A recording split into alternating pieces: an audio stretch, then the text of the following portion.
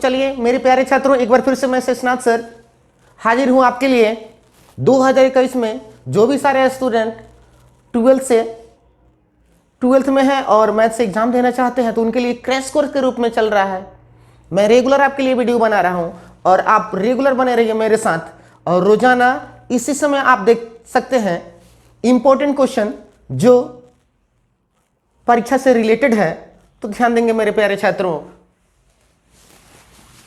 Important question चल रहा है बाबू, ध्यान देना है आपको। एक क्वेश्चन लेते हैं हम लोग। सपोज डेट वेक्टर ए देगा बाबू, यहां 2i cap plus 2j cap plus 3k cap पूछता है बाबू। वेक्टर से रिलेटेड ये problem, vector A equal to 2i cap plus 2j cap plus 3k cap कहता है परिमाण बता दीजिए। मैग्नीट्यूड बताना है आपको। ए का परिमाण, ये परिमाण को इंडिकेट करते हैं हम लोग। रूट ओवर 2 है तो यहाँ 2 का स्क्वायर प्लस 2 है 2 का स्क्वायर प्लस 3 है तो 3 का स्क्वायर।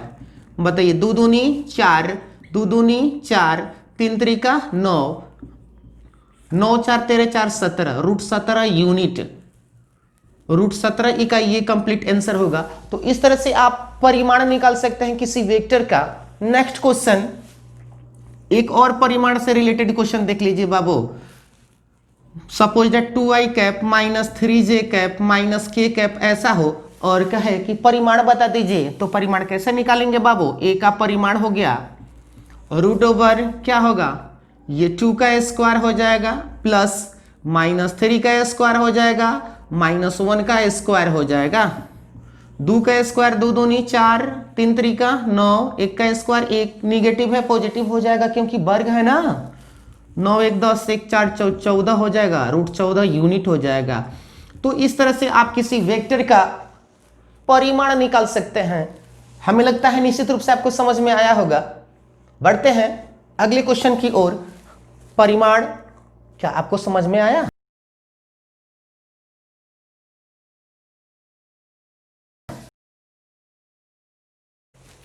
तो चलिए बाबू, अगले जो क्वेश्चन है यहां आपको दिखाई दे रहा है वेक्टर ए और वेक्टर बी।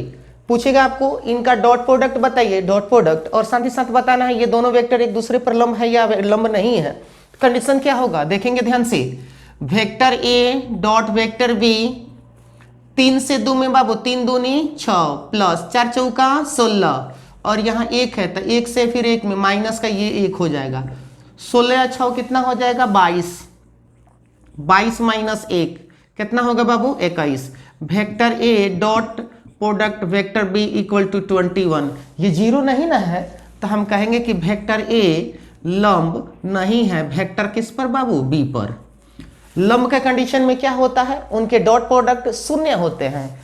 एक और क्वेश्चन देख लेंगे बाबू। अगला जो क्वेश्चन है, vector A equal to 2i cap plus 4j cap minus k cap, vector B equal to 2i cap minus j cap और यहां 0 k कैप। पूछेगा कि क्या दोनों सदिश एक दूसरे पर लंब है या नहीं। तो कैसे करेंगे? फर्स्ट ऑफ ऑल आप दोनों सदिशों का डॉट प्रोडक्ट निकालेंगे। 2 दूनी 4 माइनस का 4 एकम 4, 0 से इसमें गुणा करेंगे 0 हो जाएगा, 4 से 4 कट गया। Vector A dot vector B equal to 0 कह सकते देंगे हम। वेक्टर ए परपेंडिकुलर है वेक्टर बी पर। ये कंप्लीट आंसर हुआ।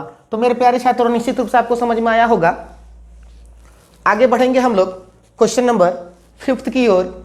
फिलहाल अभी जस्ट हमने पढ़ा किसी वेक्टर का परिमाण कैसे निकालते हैं, उनका डॉट प्रोडक्ट कैसे निकालते हैं और साथ ही साथ दोनों सदिश एक दूसरे पर लंब होंगे या नहीं होंगे, उनका कंडीशन क्या होता है। तो लंब होने का कंडीशन होता है vector A dot product of vector B equal to 0 होता है। ठीक है, फिलहाल अभी आप इसका स्क्रीनशॉट ले लीजिए।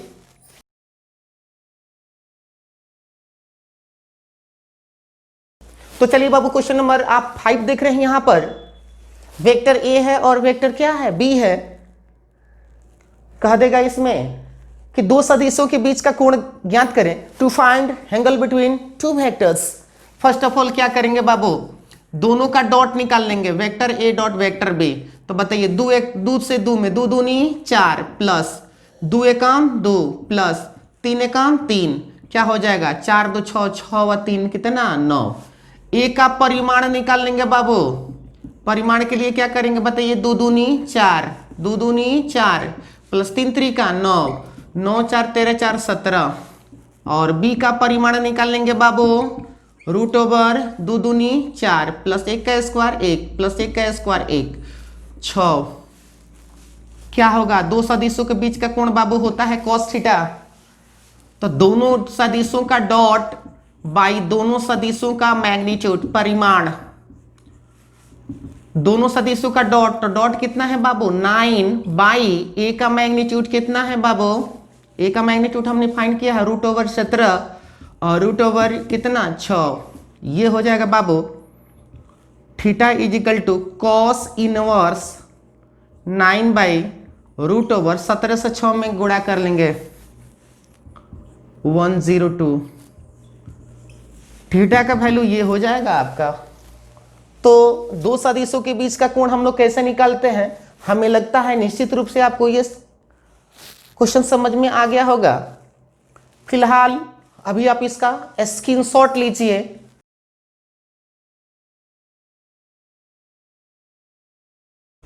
तो चलिए बाबू अगला क्वेश्चन, क्वेश्चन नंबर 6 है। वेक्टर ए और वेक्टर बी दे दिया है, इसमें पूछेगा इन दो सदिशों के बीच का कोण क्या होगा। तो आपको ध्यान देना है, फर्स्ट ऑफ ऑल अभी जस्ट पढ़ा था 5वां नंबर क्वेश्चन पर, ए का और बी का दोनों का हम लोग मैग्नीट्यूड डॉट प्रोडक्ट निकाल लेंगे। 3 दूनी 6 प्लस 4 एकम 4 प्लस 1 एकम 1, 6 4 10, 10 1 11। डॉट प्रोडक्ट अगर पूछता है केवल तो 11 हो जाएगा। लंब है या नहीं पूछता है तो कहेंगे कि लंब नहीं है, क्योंकि इनके डॉट प्रोडक्ट 0 नहीं है। ए का परिमाण बताइए बाबू, 3 का स्क्वायर 3 त्रिका 9, 4 का स्क्वायर 4 चौका 16, 1 का स्क्वायर 1, कितना हो जाएगा बाबू 16 9 25 है, कितना 26। बी का परिमाण बाबू जैसे निकालेंगे, 2 का स्क्वायर 2 दूनी 4, 1 का स्क्वायर 1 फिर 1 का स्क्वायर 1, 4 2 कितना 6 रूट 6 हो जाएगा। बोलिए cos थीटा दो सदिशों के बीच का कोण आप लोग पढ़े हैं, अभी तुरंत पढ़े हैं। Vector A dot vector B by A का मैग्नीट्यूड, बी का मैग्नीट्यूड मतलब परिमाण। बाबू दोनों का डॉट कितना है, डॉट है 11, ए का परिमाण रूट ओवर 26 और बी का परिमाण 6। तो थीटा इज इक्वल टू क्या होगा बाबू, cos inverse 11 by root over multiply 6 से 6 में 6 के 36, 6 दूनी 12 3 15। ये आपका कंप्लीट आंसर होगा थीटा का वैल्यू। ठीक है मेरे प्यारे छात्रों, निश्चित रूप से आपको समझ में आया होगा। अगर नहीं समझ में आया होगा तो कमेंट करें और बताएं, फिर हम लोग आगे बढ़ते हैं। फिलहाल अभी आप इसका स्क्रीनशॉट ले लीजिए।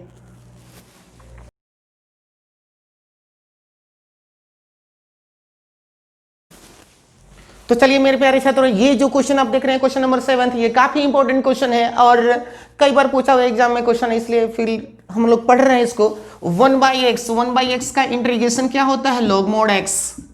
आप लोग पढ़े होंगे बाबू कितना से कितना 1 से 2 हो जाएगा। log एक बार अपर log mod 2 minus log mod 1 हो जाएगा। ऐसे भी लिख सकते हैं, log 1 का वैल्यू 0 हो जाएगा, log 2 आंसर हो जाएगा। तो ऐसे भी लिख देंगे log 2/1 यानी log 2। ये आपका कंप्लीट आंसर होगा। 1/x dx का लोअर लिमिट 1 हो गया और अपर लिमिट 2 हो गया। ठीक है फिलहाल अभी आप इसका स्क्रीनशॉट लीजिए, उसके बाद फिर आगे बढ़ते हैं हम लोग।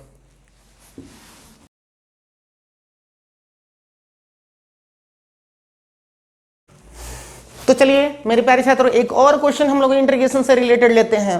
e का पावर 4 log x काफी इंपॉर्टेंट क्वेश्चन है, ऑब्जेक्टिव टाइप, और ये पूछा हुआ एग्जाम में क्वेश्चन है। e का पावर 4 नीचे उतरा हुआ है ना, तो log x के पावर 4 ये हो जाएगा dx। e का power log x is equal to होता है x के पावर 4 dx। x के पावर 4 का इंटीग्रेशन क्या होता है, तो x के पावर 5/5 प्लस c, ये होगा कंप्लीट आंसर। और मेरे प्यारे छात्रों, इसी के साथ समाप्त हुआ आज का ये वीडियो।